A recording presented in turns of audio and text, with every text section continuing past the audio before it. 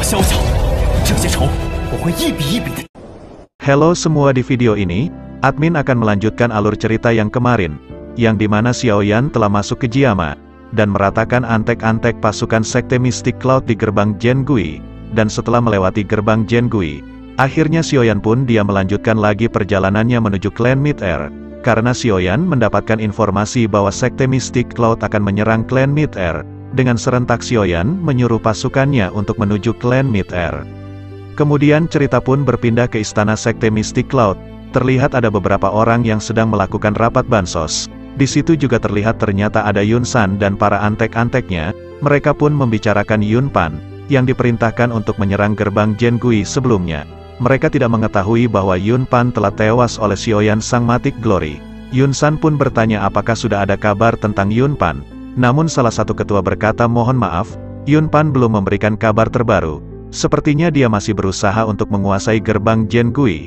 Yun San pun mengatakan, mengapa begitu lama, itu hanya gerbang kecil, harusnya itu tidak membutuhkan waktu yang lama untuk menguasainya. Sekarang kirim salah satu pasukan kita untuk mengatakan kepada Yun Pan misi itu harus selesai dalam waktu 5 hari. Kemudian Yun San pun mengatakan bagaimana misi yang lain, yang telah aku berikan.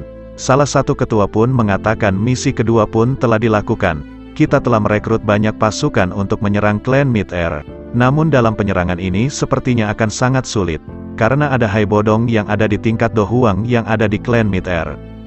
Kemudian Xiaoyan pun mengatakan kepada Yundu dan Yunsa untuk memimpin penyerangan kepada klan Mid-Air. Dengan adanya Yundu dan Yunsa, yang berada di tingkat Do Huang, itu bisa menangani Hai Bodong yang selalu ikut campur, Yunsa dan Yundu. Mereka langsung mengatakan baik, aku akan memimpin menyerang kepada klan Mid-Air. Setelah percakapan panjang itu membicarakan penyerangan kepada klan Mid-Air, Yun San pun langsung menyuruh mereka semua untuk pergi. Kemudian ruangan pun telah sunyi. Tiba-tiba sosok bayangan hitam muncul dan mengatakan kepada Yun San agar membantai semua klan Xiao secepat mungkin. Yun San mengatakan, mengapa sangat berambisi kepada klan Xiao? Klan Xiao hanya klan kecil. Bayangan itu mengatakan kamu tidak perlu tahu apa yang aku inginkan dari klan Xiao. Hal yang terbaik yang harus kamu lakukan adalah menjalankan tugas yang telah aku berikan. Jangan lepaskan satu orang pun dari klan Xiao, musnahkan semua tanpa tersisa. Yun San yang mendengar perkataan keras dari bayangan hitam itu membuat dia terkena mental. Bayangan hitam itu mengatakan jangan lupa, aku yang telah membantumu berada di tingkat dojong. Apa kamu tahu aku juga bisa membuat kamu seperti sebelumnya? Bahkan aku bisa membuat kamu lebih buruk dari itu. Mendengar perkataan itu, tentu saja Yun San sangat ketakutan. Jika kekuatannya diambil kembali, Yun San pun mengatakan kepada bayangan tersebut bagaimana jika benda yang kamu cari tidak ada di klan Xiao? Apa yang harus kami lakukan selanjutnya? Bayangan tersebut mengatakan jika seperti itu kamu harus mencari Xiaoyan, sampai kamu menemukannya dan menghabisi dia. Yun San yang mendengar nama Xiaoyan tentu saja dia pun marah. Dia tidak menyangka akan mendengar nama Xiaoyan itu lagi. Setelah 3 tahun lamanya dia menghilang di Kekaisaran Jiama. Bayangan itu mengatakan, aku mendapatkan informasi bahwa Xiaoyan yang sekarang berada di Black Corner yang jaraknya ribuan kilometer dari Kekaisaran Jiama. Aku mendapatkan informasi dengan kekuatannya sekarang dia telah meningkat sangat cepat, bahkan dia mampu mengalahkan elit Do Huang, yang tidak lain itu Han Feng. Yun San yang mendengar itu dia langsung tercengang, ternyata Xiaoyan masih hidup, dan bahkan kekuatannya meningkat sangat cepat. Dia mampu menghabisi satu orang elit Do Huang. Yun San pun tidak percaya dengan hal ini. Yun San pun menanyakan kepada bayangan itu, apakah benar Xiaoyan memiliki kekuatan besar yang telah membunuh elit Do Huang? Pria itu tertawa, hahaha, itu adalah kesalahanmu 3 tahun lalu membiarkan Xiaoyan untuk lepas. Bahkan sepertinya dengan kekuatan sekarang Xiaoyan dia akan mampu menandingi kekuatanmu. Bahkan mungkin bisa mengalahkanmu. Yun San pun mengingat ketika dia mengetahui bahwa Yun Leng pernah dikalahkan oleh Xiaoyan dahulu, namun itu masih wajar. Namun sekarang dia mendengar bahwa Xiaoyan mengalahkan elit Do Huang. Tentu ini sangat tidak wajar. Xiaoyan memiliki kekuatan besar dengan waktu 3 tahun. Bayangan itu mengatakan aku harap kamu dan Sekte Mistik Cloud melakukan apa yang aku perintahkan secara benar. Jika kamu tidak melakukan secara benar maka kamu tahu akibatnya. Ketua Sekte Hall of Soul pasti akan memberikan perhitungan kepada kamu dan Sekte Mistik Cloud ini.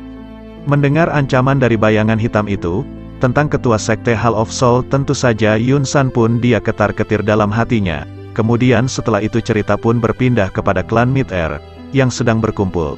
Mereka semua pun telah mendengar bahwa Sekte Mystic Cloud telah menyiapkan pasukan untuk menyerang klan Mid-Air. Primer Teng San yang berada di situ bertanya kepada Yapei, apakah benar informasi tersebut Sekte Mystic Cloud telah bersiap menyerang? Yapei mengatakan benar. Aku mendapat informasi bahwa dalam 2 hari Mystic Cloud akan menyerang. Dalam rapat tersebut pun beberapa orang dari klan Mid-Air menyalahkan klan Xiao.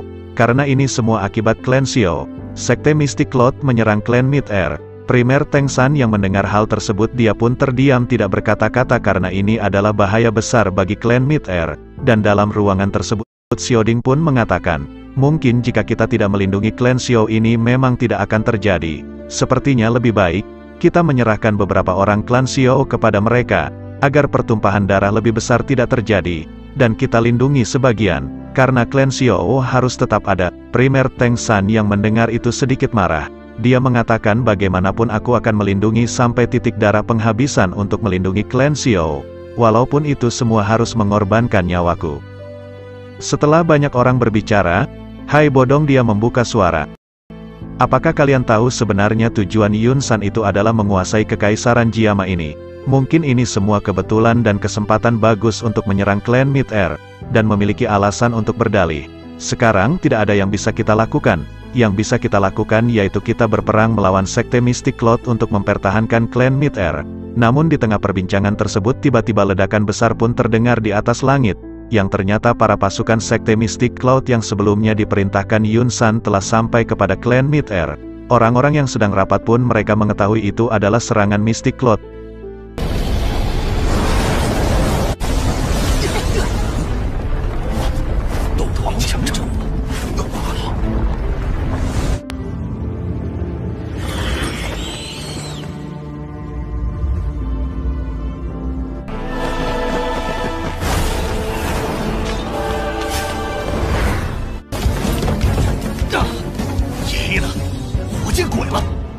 Primer Teng San yang melihat situasi ini, memerintahkan Yapei dan Xiaoding dan yang lain segera pergi, dan meminta pasukan klan Mid-Air untuk menghabisi semua yang memaksa masuk.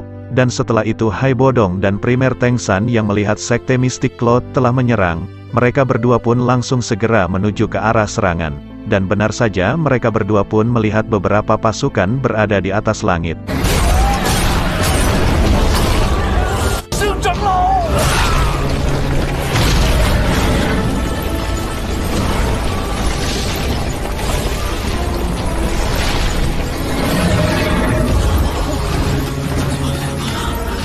Dan benar saja mereka berdua pun melihat beberapa pasukan berada di atas langit, dan beberapa ketua yang memimpin mereka.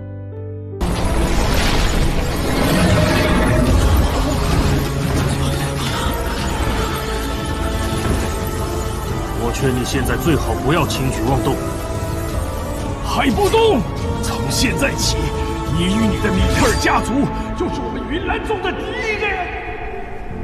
Setelah Hai Bodong dan Primer Teng San sampai, mereka melihat Yundu dan Yunsa.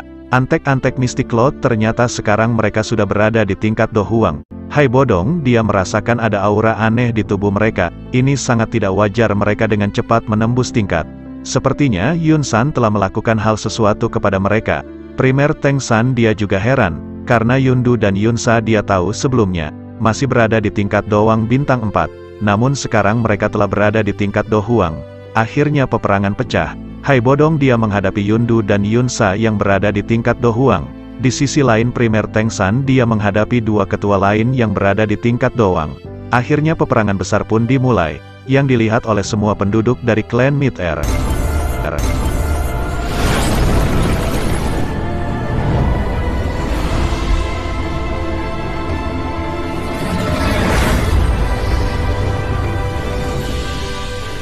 Para pasukan Sekte Mystic Cloud pun telah memasuki kota, untuk memusnahkan klan Mid-Air.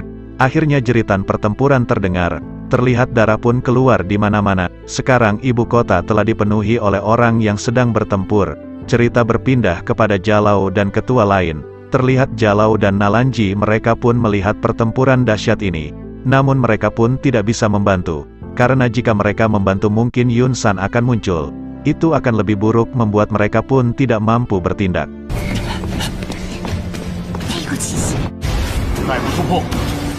Kemudian cerita pun berpindah lagi kepada peperangan besar yang memperlihatkan Hai Bodong dan Primer Tengsan dalam pertarungan tersebut. Ternyata Primer Tengsan yang menghadapi dua ketua sekaligus.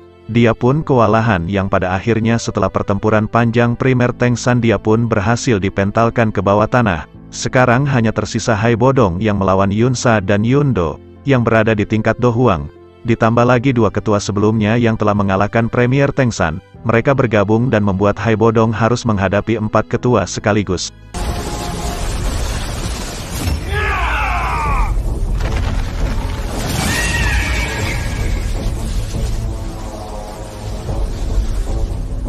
Tentu saja yang Hai Bodong yang menghadapi 4 orang ketua dia tergopoh-gopoh. Menghadapi 2 orang tingkat Do Huang dan 2 orang di tingkat Do Wang secara bersamaan mungkin hanya bisa dilakukan oleh seorang bertingkat Dojong.